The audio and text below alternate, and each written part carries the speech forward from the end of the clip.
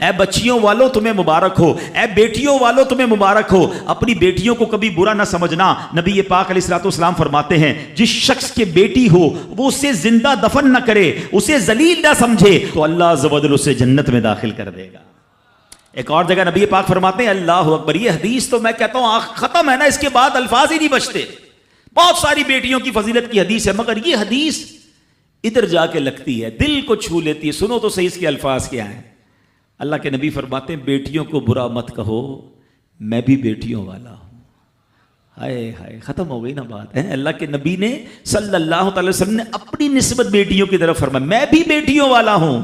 بے شک بیٹیاں تو بہت محبت کرنے والیاں، غم گسار اور بہت زیادہ مہربان ہوتی ہیں۔ سنو بیٹیوں والو اور بہنوں والو، اللہ کے حبیب کیا فرماتے ہیں صلی اللہ تعالی علیہ وسلم، میرے نبی کا فرمان ہے کہ جس کی 3 بیٹیاں یا بہنوں کی اس طرح پرورش کرے، ان کو ادب سکھائے، ان سے مہربانی کا برتاؤ کرے، یہاں تک کہ اللہ عز و جل اسے بے نیاز کر دے، یعنی ان کا نکاح ہو جائے، تو اللہ تعالیٰ اس کے لیے جنت واجب فرما دیتا ہے۔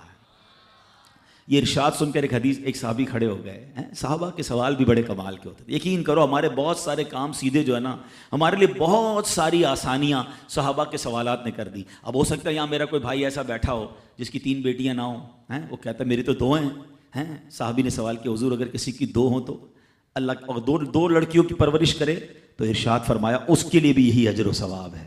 راوی فرماتے ہیں یہاں تک کہ اگر ایک بیٹی کا بھی لوگ ذکر کرتے تو نبی پاک اس کے بارے میں یہی فرماتے۔ مگر ایک روایت اور بھی موجود ہے کہ ایک صحابی نے کھڑے ہو کر کہا حضور اگر کسی کی 1 بیٹی ہو، اللہ کے نبی نے فرمایا 1 بیٹی ہو تو بھی جنت واجب ہو جاتی ہے۔ بیٹیوں پر شکایت، بیٹیوں پر منہ چڑھاتے ہو، بیٹیوں پر لڑائی کرتے ہو، اللہ اکبر، یہ تو جنت میں جانے کا ٹکٹ ہے۔ تو اپنی بیٹیوں سے پیار کریں۔ اور باپ جتنے بیٹھے نا، مجھے پتا ہے وہ میری بات کی تائید کریں گے، شاید پیدائش پہ منہ چڑھایا ہوگا کسی نے، لیکن آج بھی باپ سے زیادہ کلوز بیٹی ہی ہوتی ہے۔ پیار وہ باپ سے بیٹی ہی کرتی ہے، گھر جاؤ تو بیٹی باپ کا انتظار زیادہ کرتی ہے۔ اور اسلام عورتوں کے حقوق کی شاندار انداز سے بیان کرتا ہے۔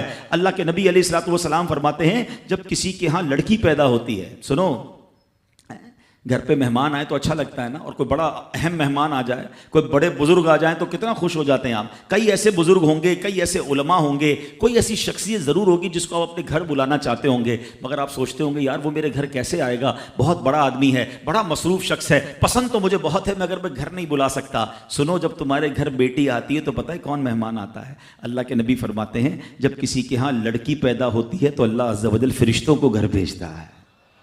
ہاں، آپ کے گھر فرشتے آتے ہیں اور کیا کہتے ہیں؟ فرشتے آ کر کہتے ہیں اے گھر والوں تم پر سلامتی ہو۔ پھر فرشتے اس بچی کو اپنے پروں کے سائے میں لیتے ہیں، اس کے سر پر ہاتھ پھیرتے ہوئے کہتے ہیں یہ کمزور سی جان ہے جو ایک کمزور جان سے پیدا ہوئی ہے، جو شخص اس کمزور جان کی پرورش کی ذمہ داری لے گا تو قیامت تک مدد خدا اس کے شامل حال رہے گی۔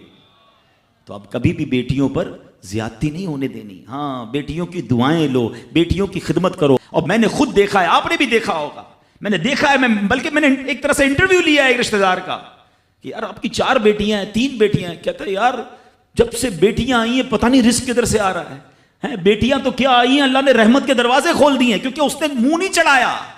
کچھ ہوں گے ایسے بیٹیوں والے جن کا ہاتھ تنگ ہوگا، تو غور کرو جب بیٹی ہوئی تھی تو شکر کیا تھا یا شکوہ کیا تھا؟ اللہ نے تو بھیجی تھی رحمت تمہارے گھر پہ، تم نے اس وقت بھی اللہ کو ناراض کیا، بیوی کو گالیاں دی، ہنگامہ کیا، اب کہتے ہو رحمت نہیں آ رہی۔ تم نے تو کتنی ناشکری کر لی۔